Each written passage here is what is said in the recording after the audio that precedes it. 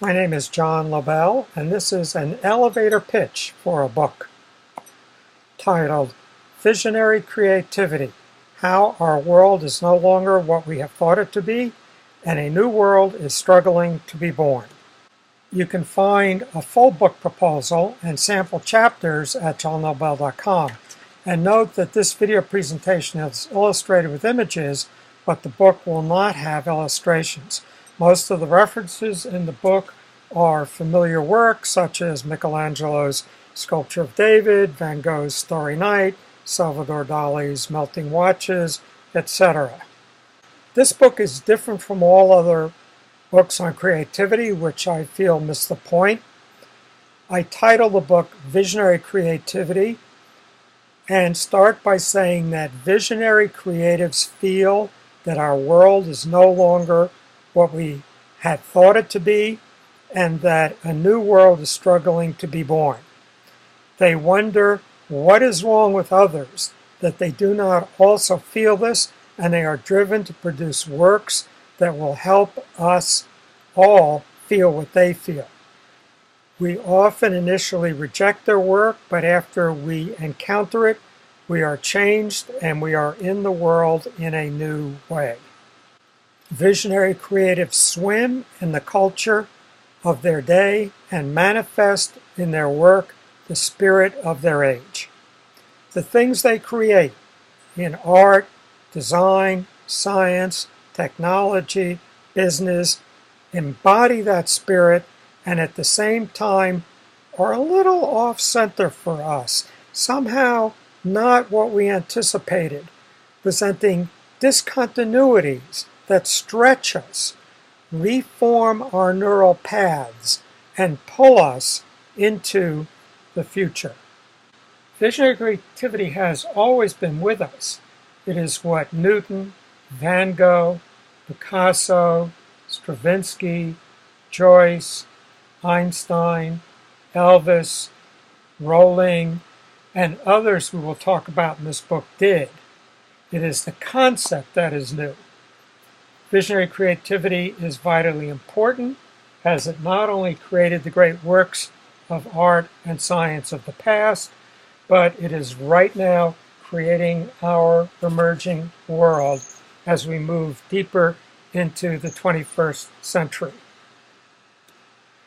Before we go further, a note: in this book you will find an ocean of new ideas about our world, ourselves, and our future as we address what is creativity, what is genius, how does creativity occupy the core of the American identity, what is the role of creativity in happiness, how will our emerging 21st century be created. In this book, you will enter the worlds of modern art, current movies and long-form television dramas, science and technology, and social networking. You will find out how we still experience the conflict between the shaman and the priest, how the myths that launched our Western culture are still alive in us today, and why cosmologists place us in seas of parallel universes. You will see familiar figures in new ways, musicians including Mozart, Beethoven, and the Beatles, artists including Da Vinci, Picasso, and Duchamp, writers including Twain, Joyce, and Rowling, scientists including Darwin, Einstein, and Hawking, business visionaries including Jobs, Brennan Page, and Zuckerberg. And the new way in which you will experience these figures is how they are rooted in their culture, how they manifest their culture, and how they then advance their culture. You will see both art and science as metaphor, encounter a new approach to evolution, see how our privacy has migrated into the cloud, and learn of scientists seeking to reprogram the universe.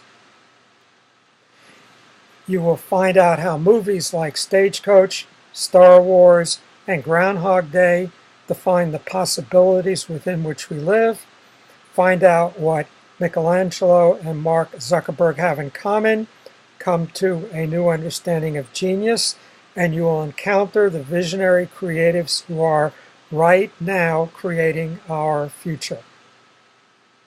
How do you do all this in one book? And the point is that all of these things are manifestations of our culture. Culture is created by visionary creatives.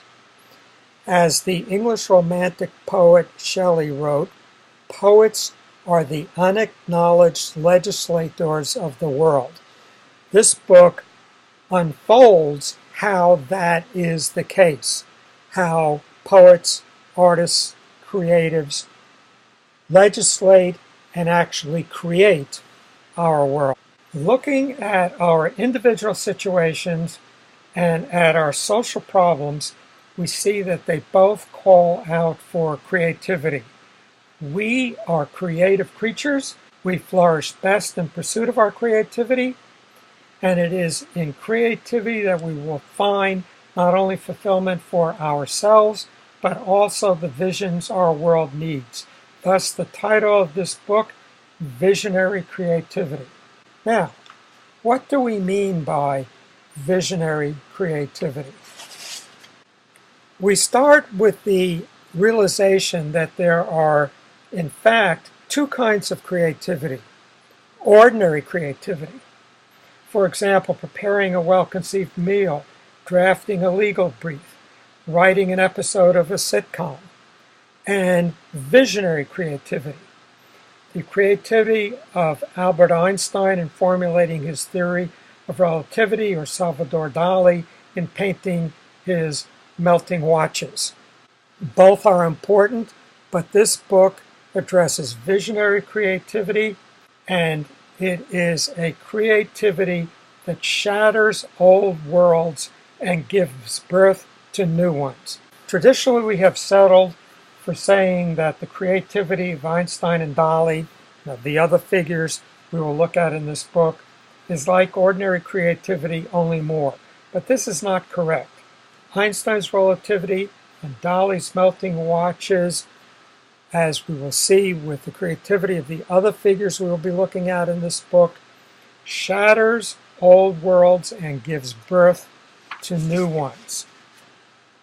So let's look briefly at Einstein and Dali, and we'll begin with the mechanistic world of Isaac Newton, a world of space and time that are absolutes, uniform and continuous, and create, in effect, a space marked by a uniform grid and monitored by a universal ticking clock. We see this in physics, but we also see it in painting. So here we have a cartoon, a drawing for a painting by Leonardo da Vinci, in which the grid lines are still there. And we see that this linear mechanistic world of Newton created a stage on which, through the Renaissance and Baroque, we acted out our lives. Visionary creatives of this period worked within this world and at the same time created it.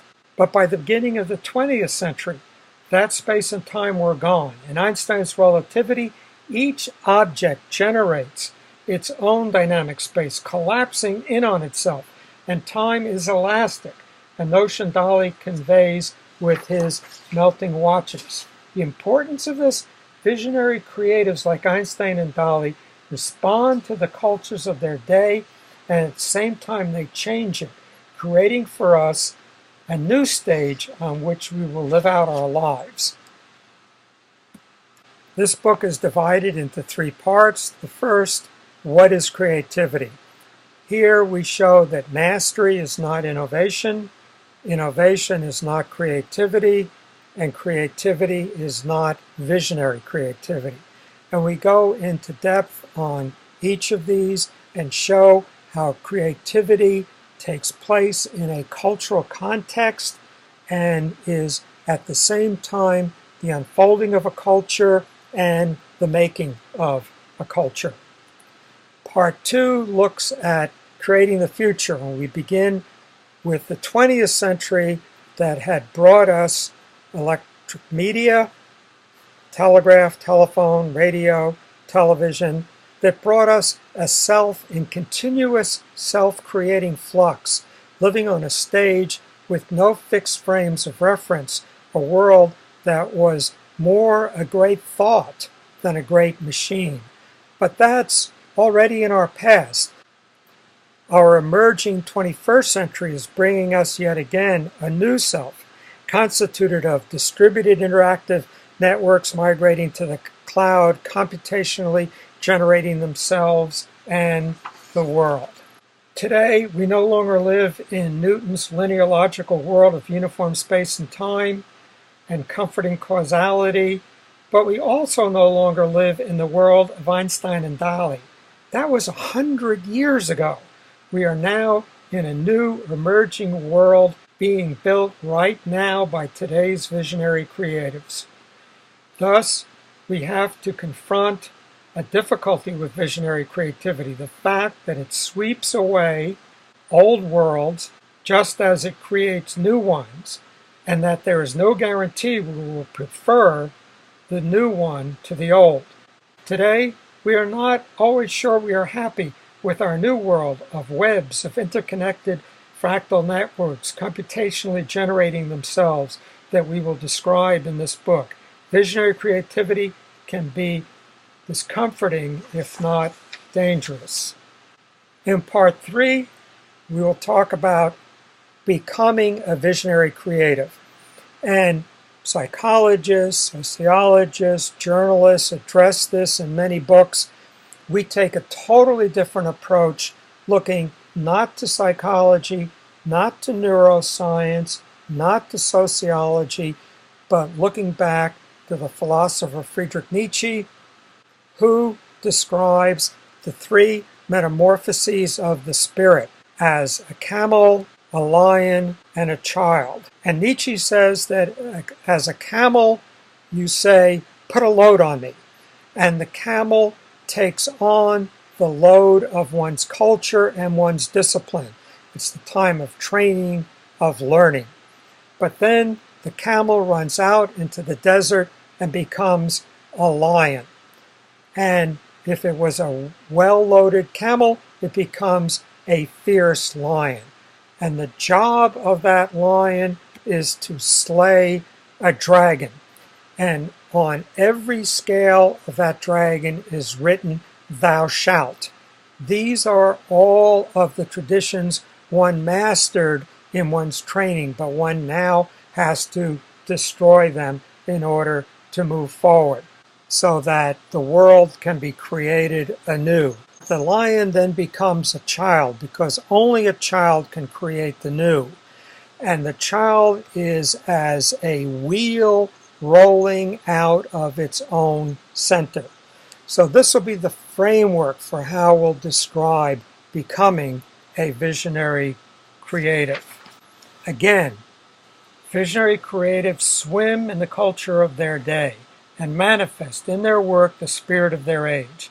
The things they create in art, design, science, technology, business embody that spirit, and at the same time are a little off-center for us, somehow not what we anticipated, presenting discontinuities that stretch us, reform our neural paths, and pull us into the future. If you embark on this path of becoming a visionary creative, is success assured? Of course not. Or, to quote Dr. Seuss from his last book, congratulations, today is your day. You're off to great places. You're off and away. Will you succeed? Yes, you will indeed. 98.75% guaranteed. Now, a few more issues to cover. How does my book compare to other books? And of course, the gold standard is Malcolm Gladwell, who addresses creativity in his book Outliers. Gladwell is a great storyteller. His books are immense bestsellers.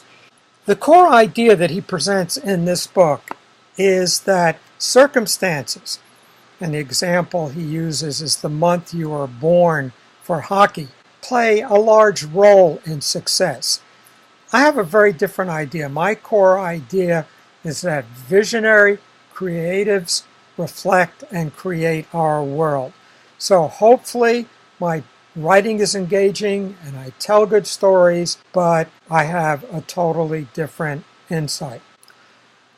A book that spent time on a New York bestseller list is Imagine by Jonah Lehrer. Very controversially, it got withdrawn by its publisher because of fabricated quotes. Lehrer, like many others, draws from sociological research. But in the end, all he's able to tell us is that creativity takes place in groups and in isolation, requires concentration and letting go, and involves parts of the brain with Latin names. So I don't think there's that much there, and the story of the development of the Swiffer mop is not visionary creativity. An important book is Flow by Mihaly Csikszentmihalyi, and Mihaly's theory is that flow is a feeling of intense well-being such that one loses all sense of time, perhaps while making a painting or playing a video game. The problem is he doesn't distinguish between the feeling of flow that one gets when making a painting or playing a video game, so that it doesn't address what I am calling visionary creativity. I say that in creating a visionary work, one experiences joy. Joy comes from experiencing the energies of the universe and working with these energies, bringing them into manifestation in one's work. And I look at various creative figures and how they do that. David Shank's book, The Genius in All of Us, has an insidious implication. If we're all geniuses, then none of us are geniuses. Shank gets caught up in the 10,000 hour thing. It takes 10,000 hours to master a discipline. But again, mastery is necessary but not sufficient for creativity. When Salieri had put in 10,000 hours, his work did not have the luminous insight that Mozart's work had. And what I'm interested in is what is it about the work of these figures that we're looking at that gives them this luminous quality. Nancy Andreessen wrote The Creating Brain. She's a neurophysiologist, and she goes on and on about parts of the brain with long Latin names, but in the end is not able to tell us much about creativity. So most of the books currently available on creativity are based on, now everybody's excited about fMRIs, which is brain scans that show us what parts of the brain light up when somebody engages in various acts. And then we know the Latin name for the part of the brain that lights up, and we think we now know something. And this may be a tremendous help for somebody with brain damage, but it tells nothing about creativity. Sociological and psychological studies correlate things, for example, depression and creativity. But again, this tells us nothing about creativity. My book tells us what television, movies, paintings, novels, science, technology, and business mean to us. So, my qualifications to write this book. Quick overview of my background. My full resume is available at johnlobell.com. I studied architecture at the University of Pennsylvania, and I'm a professor of architecture at Pratt Institute in Brooklyn. I studied with some of the most important creative and cultural figures of the 20th century, including mythologist Joseph Campbell, architects Louis Kahn, Robert Venturi, and Edmund Bacon, Buddhist masters Trungam Trungpa, Robert Thurman, and the Dalai Lama, shaman Michael Harner, Tai Chi master Cheng Ming Ching. I'm the author of numerous articles. My books include Between Silence and Light, Spirit and the Architecture of Louis I. Kahn, which has been in print for over 30 years, a book published by the Joseph Campbell Foundation on Joseph Campbell, the man and his ideas. I'm co-founder of cinemadiscourse.com, which looks at mythology and movies and receives about 1,000 unique visitors per day. I blog on creativity at johnlobell.com, and I lecture throughout the country and abroad. If you search on John Lobell on YouTube, you'll find my channel where you can find over 30 of my lectures. After Visionary Creativity is published, my next book will be Visionary Creativity in Business. There's a line of books from In Search of Excellence to Good to Great that seek to identify the management secrets of successful businesses. They all miss the point. While good management is necessary, it is not sufficient for a successful business today. Also needed is a visionary leader who swims in, lives in the culture of the time. When computers were still room-sized, Bill Gates had the vision to realize that Moore's Law would soon bring them to every home and determined that they should all run his software. When computers still needed instruction manuals, Steve Jobs had the vision to realize that a graphical user interface would make them usable by everyone. Mark Zuckerberg did not lead Facebook to success just with good management, but with a vision of the new networked self. David Karp was able to create Tumblr and sell it to Facebook for over $1 billion with his vision of the desire for connectivity through microblogging. My next book will look at the role of visionary creativity in business.